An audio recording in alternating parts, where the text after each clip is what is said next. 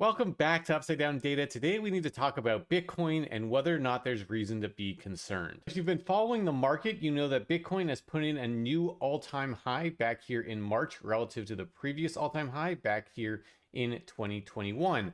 But since then, it has gotten some difficulty. It has not been able to clearly break above that level to much higher prices. And this has gotten a lot of people concerned, saying, why is it struggling? Is this the cycle top for Bitcoin? Is this going to be a disappointing cycle? And now we're actually entering into a new bear market, which could take us considerably lower. So what I want to do is first talk from a historical perspective about what we're seeing and whether or not it's unusual. Then I want to talk about what some of our models are saying about this cycle and how healthy it is looking right now. So let's go ahead and get into that. So first I want to talk about just a historical perspective on the current price action and how it compares to history. So what I did here is I basically marked out all of the cycle tops for Bitcoin as we went through, and then looking at how many weeks did Bitcoin take before it was able to break above that prior all-time high, that prior cycle top. So let's go ahead and look at it. So if we look at the first cycle, with this cycle, it took no time at all basically for Bitcoin to break up to new all-time highs. It basically just cleaved straight through. You did not have any resistance seeming to form here, at least nothing beyond a week before we moved up further. If we look at the next time we broke above a cycle top, this one took a bit longer. So this is the one that happened in the 2016-2017 bull market. This one, we kind of more or less tested the all-time highs here. That's why I'm including it back here in January of 2017. Got rejected, fell off, came up, tested it more definitively, got rejected, even though we did put in a new all-time high, came back down. Then we really only clearly broke above that level going up here later on. So it took us 16 weeks to get through here, basically 4 months of price action, though generally upward facing in the direction. So then the next time we did it was here in 2020. We were breaking above the prior top from December of 2017. And here it took about a month. We got up to right around that level, kind of rejected down, came up, got rejected again, then finally broke up more definitively up, and then ultimately into close to the cycle top up over here. So when we look at the current price action then, in light of that, we're currently at week 9 of difficulty here. So this is actually in the middle of what we have seen in the past, the maximum here being about 16 weeks of testing and kind of chopping around before breaking up. So this is still not even as long as the longest time in the past that this has happened. That was certainly longer than the 2020 breakout, and also longer than the breakout here back in 2013.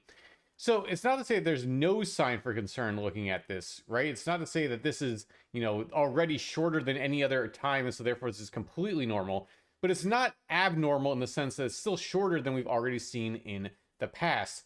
And also we know with Bitcoin that volatility has generally gotten a bit lower or a bit slower. Price movements don't move quite as fast as they used to. So in some ways, it wouldn't be surprising to even see a bit longer of a consolidation up here and still have it be relatively normal based on historical trends. Though, of course, if we get beyond that 16-week mark too much further, and especially if price is grinding down that entire time, that would certainly be breaking out of precedent. Because really, this past time that I've been talking about here in 2017, this was 16 weeks, but it was generally upward trending in the weekly. Though, of course, if you were in the market at this time, this certainly didn't feel particularly good when it happened. Though, of course, now when we look at it, we just see it as being part of a big bull market. So as long as we're able to more or less stay sideways here and not really start moving down too low, this really wouldn't be inconsistent with the past based on what we've just been talking about. Okay, so from a historical perspective, we still are not at a point that's that unusual. That was the first point I wanted to make here. But history can only tell us so much. Every cycle is going to be different. So the validity of comparing one cycle to the last one is, of course, going to be a bit limited because we're, of course, not in 2017. The situation is different. The macro situation is different. So whether or not 16 weeks is that important of a barometer is an open question, though I still think it's worth mentioning up front. What I want to spend more time talking about in this video is what some of our models are seeing, whether or not they still think that this is a healthy market cycle or not. So these are models that I have talked about in the past, but though not as much, so you might not be as familiar with them. These are our models that try to give us a sense of the macro cycle. Are we in a bull market or are we in a bear market? And we have two different models that really focus on this question directly. That's really what they're designed to look at. So one of them is our market cycle model, and that's what this blue line here is coming from. And basically, when you see the price being green, that means that the price is above this critical level that the model is setting. And when it's red, that's it being below this critical level. So basically, it's bullish, it's bull market to be above this blue line, bear market to be below it. And see, this model does a fantastic job of identifying these cycles, and not just identifying them, but doing it very early, very quickly identifying when the bear market's starting, and very quickly identifying when the bull market is beginning. And it's done that very well every single cycle. Now, notably here, it counted this second move up as part of the bear market. You can debate that, although I would argue that that's probably a reasonable way of doing it. Really, this bull market in terms of the actual mania phase died in early 2021, and this was just really ended up being a protracted, more or less dead cat bounce going into the bear market. So that's why I think this is a reasonable classification. And then you can see that also more recently, the model did a fantastic job of flipping bullish right at the beginning of this bull run of this cycle so far. So the question then is, does this model still think we're in a bull market or not? And very clearly, it still thinks we're in a bull market. You can see that right here very clearly. But notably, though we are in a bull market, we're not super far above this critical level. So the critical level right now is at about 39K, more or less. So still well above it, but not nearly to as much as we were in sometimes in the past. And especially when you look at prior cycles, there'd be times when price would be way above the critical level. So for example, here, looking at price being up all the way at 4,000, whereas the market cycle model was getting a critical level down at 580. So a very massive gap between those. So when we look at this, it still is the case that we're definitely in a bull market from this model's perspective, though it's keeping Bitcoin a bit on a short leash right now. It's saying, as long as you stay above this level, I'll be happy. But if you do break down below, in this case, 39K, then it would not be so happy. And it's in fact keeping this level closer than it has sometimes in the past, where it would have been a bit more confident of this just being a bull market, not really being too worried, and only really getting worried when you actually get to the cycle top. So looking at this model, it still seems like the bull market is on, but it is just notable that it's keeping on a shorter leash. So I will be watching this, and if the model continues to move this critical level closer and closer to price, and Bitcoin's not able to rally well above it, and kind of keep moving above it like it has in prior cycles, that would be more concerning. And then certainly if we got that bearish cross, that would be concerning from my opinion. We're not there yet, and currently the model's not saying we should be especially worried, but it is keeping Bitcoin on a closer leash than it has sometimes in the past. And a similar story is playing out with our market trend model. So this model is very similar to the MCM, though it does behave a little bit differently. You'll note that it just looks different.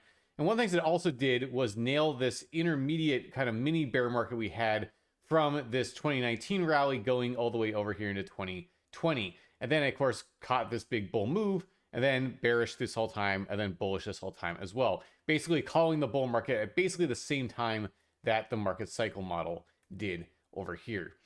Now, notably, it's actually keeping Bitcoin currently at an even tighter leash than the MCM is. It's actually all the way up here at about 48.5K as the critical level that Bitcoin needs to stay above. So it is closer. It is keeping on a shorter leash. So again, as long as Bitcoin stays above that level, then everything's fine from this model's opinion. But if Bitcoin were to fall below that, it would say that that's a bad sign. And at the very least, we might be in for something like we saw here in 2019, a more protracted consolidation / mini bear market before maybe the bull market can resume. So we'll have to watch that closely. That's something I'm going to be watching. Now, it is notable that even though this moved up very rapidly, it is starting to roll over here, slow down. So it's possible that this will kind of plateau here. And as long as Bitcoin stays above that level, everything will be fine. But it's going to be important to watch because this model will update quickly sometimes, especially going into cycle tops.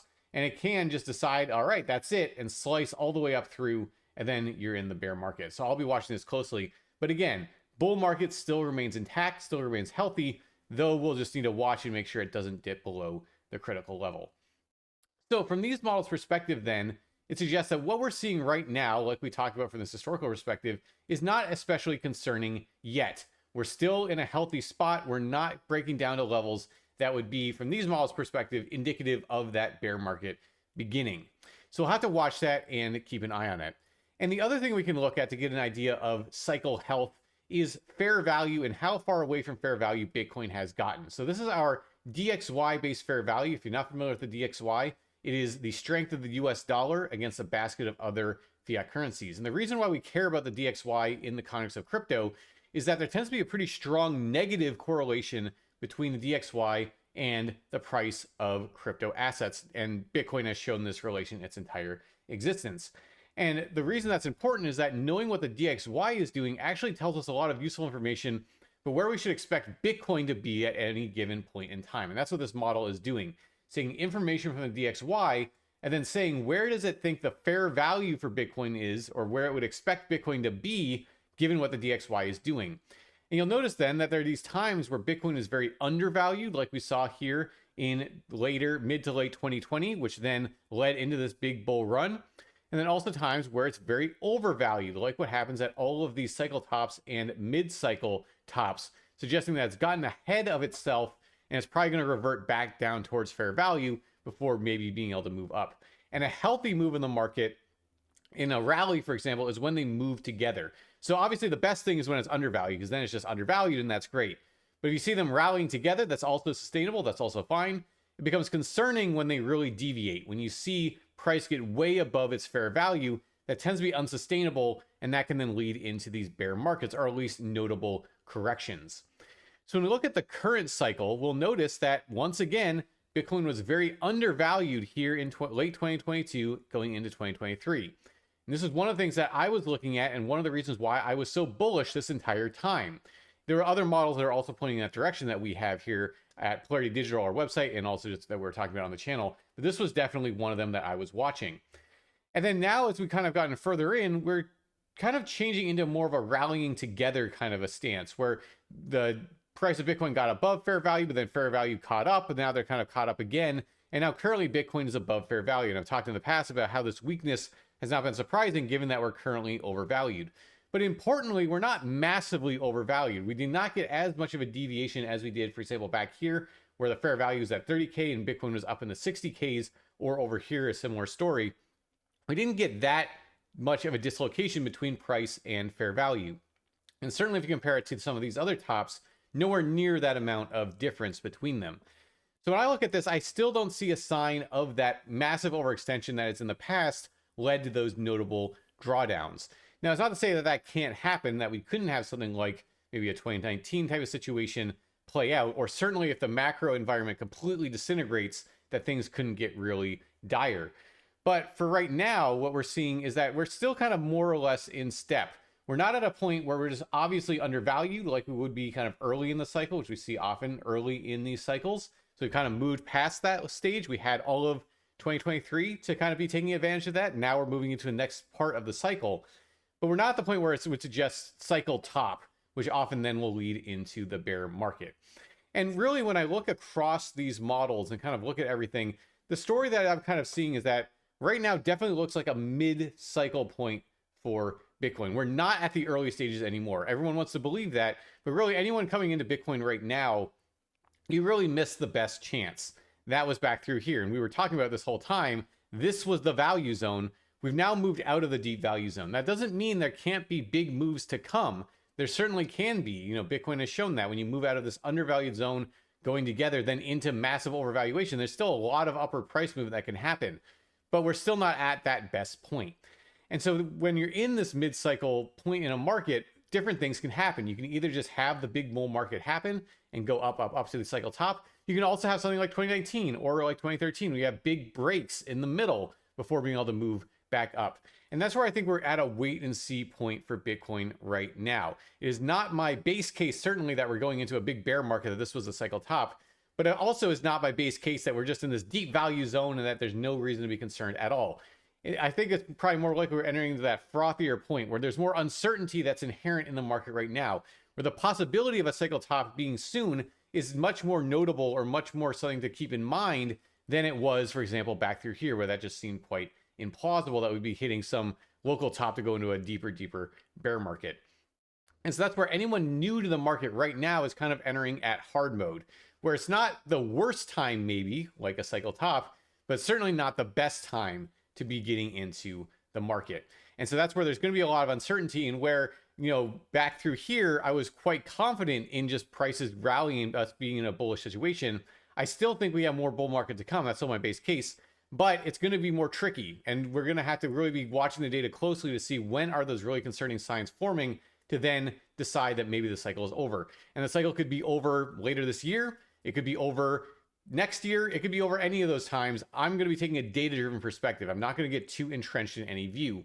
And I should also mention that if we do see a bearish cross on the MTM, if we do see that on the MCM, then I am going to be updating my view. I'm not just going to cling to this idea that, oh, I still think we're in a bull market. No, no, no. If we start seeing very clear signs that we're entering into a bearish phase, I will be adjusting accordingly. That's the way I like to handle markets. I don't want to get attached to any bias or any outlook. I want to follow the data and react based on what they're telling me. So none of this is financial advice. You should make of these data as you will and form your own opinions. That's what I'm seeing right now, that the bull market is still intact, but we'll need to watch the models closely because we're not at this point like we were back here where you could just be blindly buying and not really worrying. Now it seems to be entering that point where there's still maybe a good amount of upside yet to come, but that we're going to have to be watching, and that really the leash that Bitcoin's given might get tighter and tighter and tighter until suddenly it becomes unsustainable and we fall off a cliff. All right, if you like the content, remember to subscribe to the channel, give the video a like, and follow us over on X. A lot of updates from our models and more over there. And go to our website, claritydigital.io, to see live data from our models and more.